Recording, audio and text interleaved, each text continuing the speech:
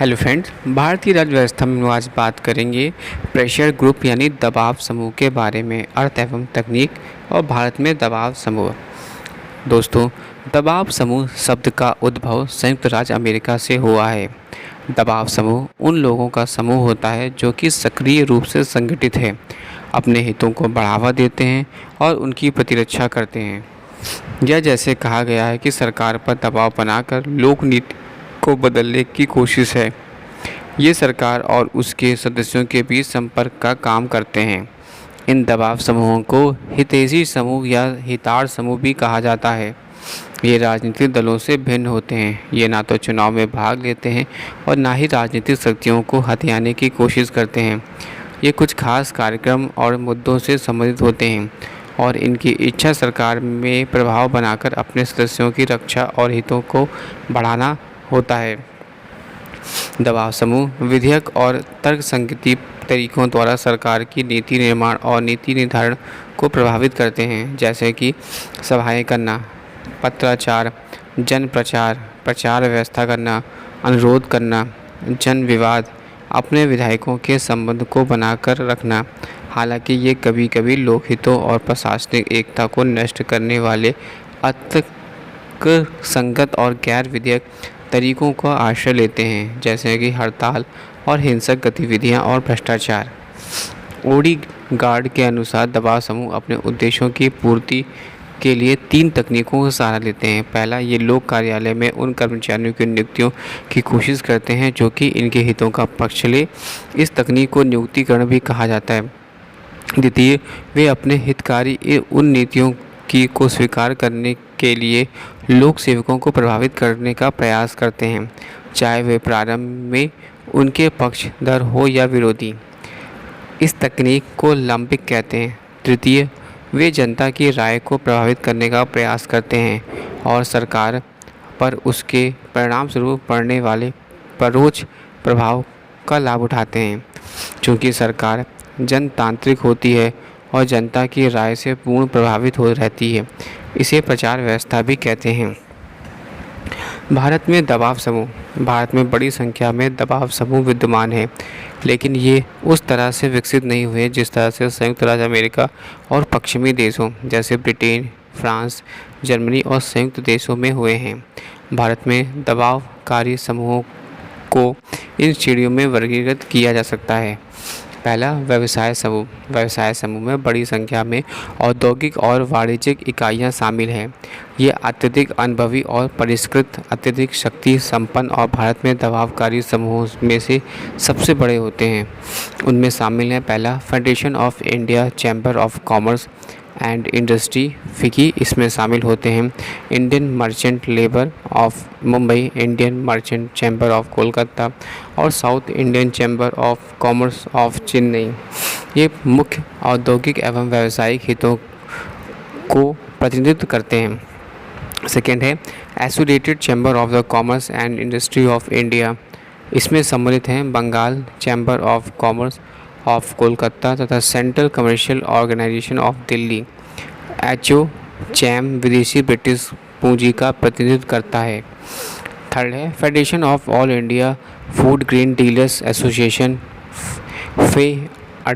फडा अनाज डीलरों की पूरी तरह से प्रतिनिधित्व करता है।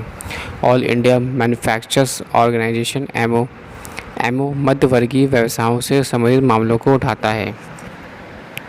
अब बात करेंगे व्यापार संघ। व्यापार संघ औद्योगिक श्रमिकों की मांगों के संबंध में आवाज़ उठाते हैं। इन्हें श्रमिक समूहों के नाम से भी जाना जाता है। भारत में व्यापार संघों की एक खास विशेषता है कि वे प्रत्यक्ष या अप्रत्यक्ष रूप से विभिन्न राजनीतिक दलों से संबद्ध होते हैं। उनमें शामिल हैं पहला, all India trade union Congress यानी AIUTC CPI से संबंधित। दूसरा, Indian national trade union Congress यानी INTUC कांग्रेस I से संबंध है। हिंदू मजदूर सभा यानी HMS समाजवादियों से संबंधित है। Centre for Indian trade unions C2 CPM से संबंधित है। भारतीय मजदूर संघ BMS भाजपा से संबंधित है। All India central council of the trade union CPIML liberation.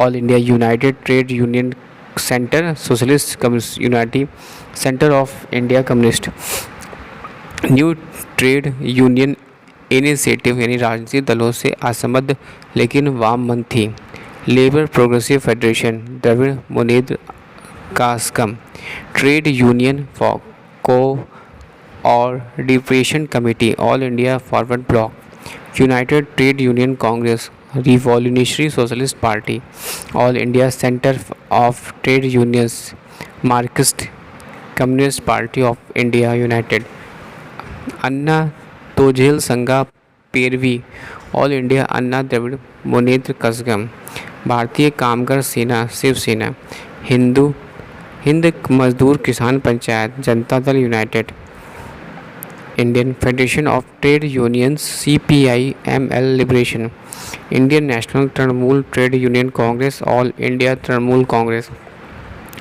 Patil trade union Pattali Makkal Katchi, स्वतंत्र तोचियाली union, Indian union of Muslim league, Telugu Nadu trade union council, Telugu Desam party, Bharat का पहला श्रम संघ, all India trade union congress AITUC की स्थापना 1920 में हुई थी और लाला लाजपत राय और साम्यवादी एटक AITUC में काम करते हैं, जो कि भारत का केंद्रीय श्रम संघ था। बाद में राजनीतिक आधार पर श्रम संघ आंदोलन बढ़ गया।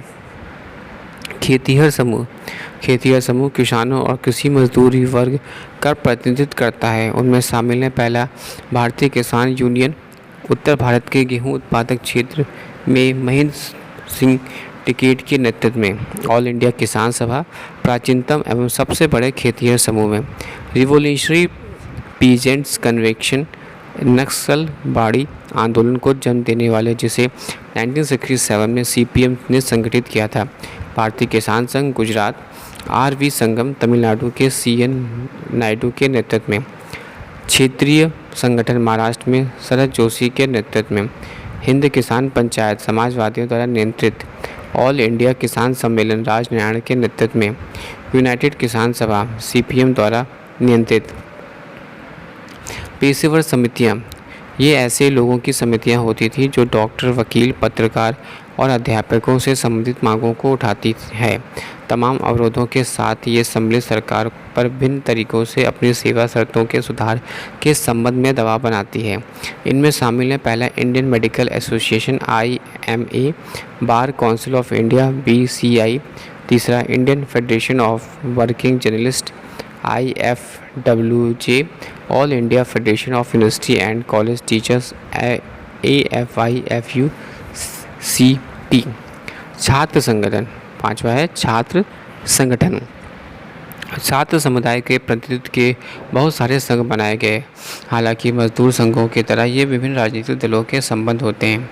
पहला अखिल भारतीय परिषद यानी ABVP भाजपा से संबंधित, all India student federation AIFF CPI से संबंधित, national students union of India NSUI Congress I से संबंधित, प्रोग्रेसिव स्टूडेंट्स यूनियन यानी PCU CPM से संबंधित।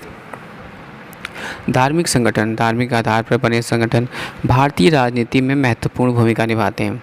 ये संकुचित, सांप्रदायिक और अभिरुचि को प्रतिनिधित्व करते हैं। इनमें शामिल है पहला राष्ट्रीय स्वयं सेवक संघ RSS, विश्व Hindu Parishad VAHP, Jamaat Islami, Ittehad ul Muslimeen, Anglo Indian association of Roman Catholic, all India conference of Indian Christian, Parsi central association, Shiromani Akali Dal को किसी राजनीतिक दल का बजाय धार्मिक दबावकारी समूह माना जाना चाहिए, क्योंकि इसका संबंध सिख समुदाय के हिंदू समाज के विलीन होने के लिए रहा, न कि सिख भूमि की लड़ाई के लिए रहा।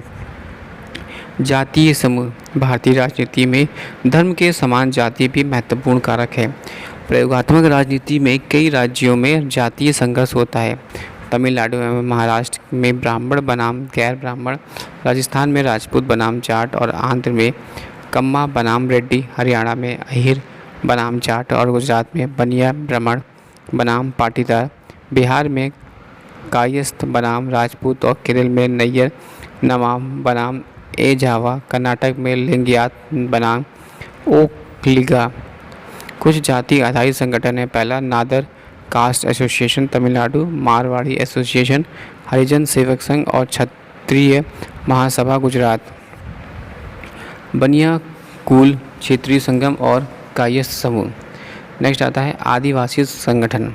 आदिवासी संगठन मध्य प्रदेश, छत्तीसगढ़, बिहार, झारखंड, पश्चिम बंगाल और पूर्वोत्तर के राज्यों असम, मणिपुर, नागालैंड और अन्य में सक्रिय। उनकी मांगें सुधार से लेकर भारत में अलग होने वाले और उनमें से कुछ राज्य विद्रोही गतिविधियां में शामिल हैं। आदिवासी संगठनों में ये प्रमुख हैं। पहला, national socialist council of Nagaland यानी NACN, tribal national volunteers TNU Tripura, people's liberation army Manipur, Jharkhand Mukti Morcha, tribal Sangh of Assam, united Mizo federal organisation. भाषागत समूह। भाषा भारतीय राजनीति में एक महत्वपूर्ण कारक है। भाषा ही राज्यों के पुनर्गठन का मुख्य आधार है। भाषा जाति, धर्म और जनजाति के साथ मिलकर राजनीतिक दलों सहित दबाव समूहों के उद्भव के लिए उत्तरदायी है।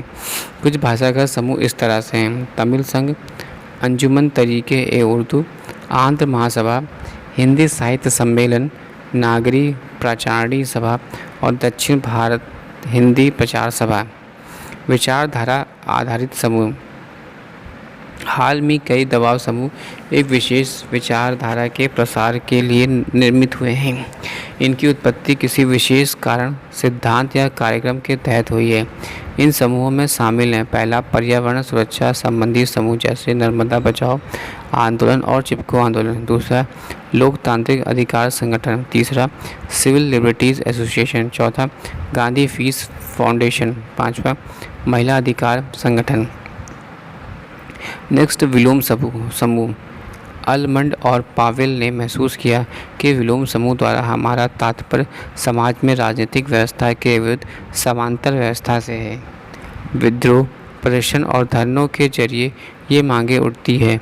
भारत सरकार और अफसरशाह उपलब्ध स्रोतों के जरिए आर्थिक विकास आदि में दिक्कत महसूस करते हैं, क्योंकि गैर राजनीतिक मानसिकता और इनकी कानूनी प्रक्रिया को न मानने से ऐसा होता है, जिस कारण हितैषी समूह राजनीतिक तंत्र से दूर हो जाते हैं। कुछ विलोमकारी दबाव समूह इस तरह से हैं: पहला, all India Sikh students federation. दूसरा, गुजरात की नवनिर्माण समिति। तीसरा, नक्सली समूह। चौथा, Jammu and Kashmir liberation front JKLF और all India students union, United liberation front of Assam ULFA और दल Khalsa. Thanks for watching and sharing.